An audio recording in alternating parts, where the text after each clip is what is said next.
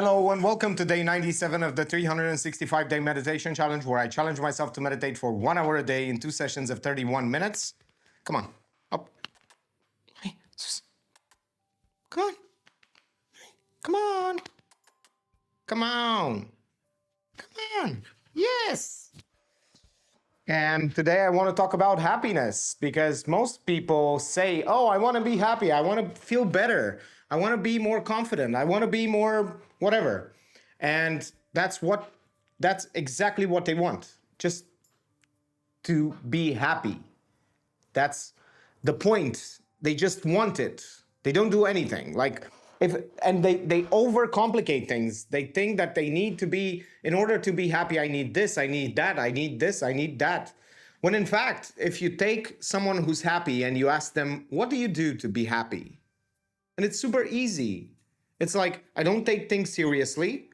I laugh a lot at everything, even if it's not funny. I don't think that anyone is out to get me. In fact, I think that almost everyone is here to help me. And I just surround myself with people who are laughing or funny or whatever. And I do things that I like. I spend as much time, I make my whole schedule around the things that I want to do and the things that I want to pursue. I spend time with my dog, I train her, I meditate, I laugh, I spend time with some friends, I do videos, I video edit, I try to make money as much as I can. I don't try to stress myself out, I don't try to beat myself down. So that's exactly what I'm doing. And I try to find something funny in anything that I do, even in this video. Even in the way that Sophie is sitting here, she's like, why do I have to sit here? I like it, but I want to go. See, I create these small scenarios where I find something funny, People are taking things way too seriously, and they don't see that seriousness is not helping them succeed, is not helping them. The only thing that it's helping them with is being miserable. What does a miserable person look like? They take everything personally. They never laugh because they think that nothing is funny. Nothing is funny. Nothing is funny. And they catastrophize everything. They tend to reminisce on the bad situations and the bad trauma that happened in their life. They never forgive someone. They never forget anything bad that happens to them. And they keep on just building bad things upon bad things upon bad things. And I'm not only talking about just positive thinking. That's part of it, but it's not delusional positive thinking. If things are bad, be honest with yourself, but don't beat yourself down. Be like, it's because I did this and I did that. No, you go like, okay, I'm in a bad situation right now. How do I get out of this? It's like, what can I do? Be proactive, be solution oriented rather than just focusing on and obsessing about the problems. And I see this so many times, like people focus on finding the best solution, the best training program, the perfect, when in fact the only thing that matters is consistency. Consistency is more important than finding the right program, the right thing to do. Be consistent in what you are doing, because that's what life is not made out of singular events. It is made out of 98% doing the things that you are doing day to day. The meditation, the sitting with your dog, the sitting with your family, the laughter, the cold brew tea that you are drinking and you are feeling happy because you are not spending money on juice and you are still drinking something healthy, which is just fruit tea or plant tea. And you are doing this, and that's what happiness is. That's how those small habits build to something that is like, oh, I've done this and I've done that and I feel so happy because of this and that. And you find joy and you laugh and you find things to laugh about. The fact that maybe I should have left this to brew more, but I didn't have time because it's funny to me whenever I forget to do something. Like I should have done this yesterday. And it's funny because I'm like, see, I did it anyway. Even though I was bad yesterday and I didn't do it, I got a bit more rest. See, I'm looking for something positive. Even though I was a lazy bum yesterday, today I'm not. Today I'm a good boy. And I'm a productive boy, an efficient boy. And I made myself some tea, which I'm drinking right now because I need to project my voice. And I'm building things. I'm having habits. I've built habits, and it's so easy to build a habit. It just takes 38 repetitions, and you can do them in like 4 days if you do 10 repetitions. You just start laughing for 1 minute 10 times a day. Like, how are you gonna laugh more if you don't laugh more? It's like so easy, and that's the point. People create and want deeper solutions like to their problems when they just don't accept because they think that their problems are, and I'm not saying that your problems are not hard. They are. Everybody's problems feel to them as if they are the hardest problems that everyone else has. Like their problems are the worst, and everyone feels like that. But understand that everyone feels like that. And it cannot be true about everyone. It can be true about some people, of course. If, I don't know, a loved one dies, sure, you have reasons to be sad there. But come on, it's not as if like that happens and life moves on. I had loved ones who died, and I'm sad. I can be sad for a year. It's fine. You are allowed to be sad then. But where is your standard? Like, where is your standard for like something that's really serious and you should be sad for? Where is the standard for being happy? Because most people don't have any standard for being happy. They don't see if things are going normal, they are sad. No, if things are going normal, you should be happy. Nothing bad is happening. That's what normalcy is. And they, if they are bored, they are unhappy. I'm extremely happy. It means everything is going perfect. It's going according to plan if I'm bored. If I'm like lazy, it means I have free time. That's the point. It's like, come on, just you are keeping yourself unsatisfied thinking that that will make you a better person. You are keeping yourself unhappy thinking that that's the solution to all your problems because you think that by being unhappy, you will achieve more. When in fact, if you are more happy, you will create from a positive place. You will create things that are light and you will have enjoyment in your life. And think about it, how much more would you work if you enjoyed every moment or at least 50% of what you were doing? I think that's enough yapping. Let's start the meditation right now.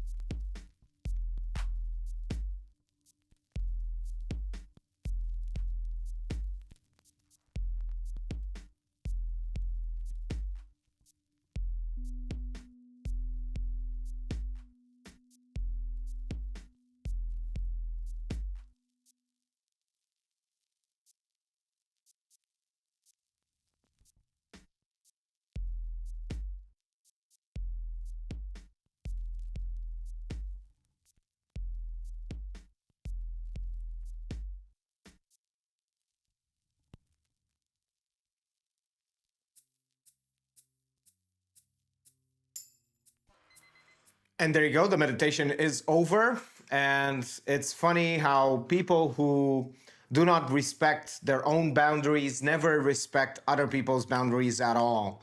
And with those people, you have to be so much more like enforce your boundaries so much more just because they don't have any personal boundaries and they don't know how to respect other people's boundaries because they don't respect their own boundaries. So you have to be a bit more forceful and impose your boundaries so hard and so many times until they start to understand that those boundaries are non-negotiable. And I think that personal boundaries is such a key concept in personal happiness. Like having a personal boundary where you don't complain is so much more important than anything else. And that's a boundary you do not cross. You try to not complain. You can complain maybe for 30 seconds a day. You have freedom to just complain for 30 seconds a day, and that's all. That's a personal boundary that I have. If I find myself complaining more than 30 seconds a day, I stop. So something goes wrong there, and I try to find, whoa, okay, I'm just complaining. Why am I complaining? And that's the point. Personal boundaries are so key. I have a personal boundary where it's a personal rule where I meditate every day for an hour. This is second session of the day. That's a personal boundary. There is no day without this meditation. There's 2 meditation sessions of 31 minutes. I have a personal boundary where I journal every day. I do a video journal 2 times a day, in the morning and at night. I can talk about anything. I can complain. I don't. I can complain for a little bit, for 30 seconds or something like that. But the point is that people who do not respect their own boundaries have a very, very, very hard time, and they are very annoying to other people who really need to enforce those boundaries so hard that it feels cruel. It really feels cruel because if you don't impose it that harshly, that person keeps on trying to bend your boundaries over and over and over and over and over and over again. And it's so annoying. And you have to tell them, and at some point you go like, yo, stop. And they stop. And you have to do it over and over and over again. You have to do exactly what they are doing to you, you have to do to them, to understand, like, to make them understand that this is not a line you can cross. There are consequences if you cross this line. And yeah, you have to make it so painful to them until they understand. And once they understand, if they don't repeat that behavior, you can lower your threshold for the pain. But if they do it again, you increase, because there is nothing they respond to. They just, you tell them you cannot touch this bottle, they go, but can I touch the cap? Can I touch the underside? Can I touch the inside? And they start doing this, but can I touch it today? Is the rule applied for today? But is it applied for this month? Do you still have this rule, or have you changed it? And they start doing this and over and over and over again. And it's just because it's compulsive, because they do not have any boundaries for themselves. And yeah, it's a little bit of to see my own faults. It's a bit of complaining on my own part into this, but it's just to illustrate a point. And if I'm complaining, I'm giving the solution. I'm saying, if you start to have personal boundaries, you will start to respect other people's boundaries, and your social life will improve, your emotional life and your mental state will improve as well. Thank you for watching, and see you in the next one.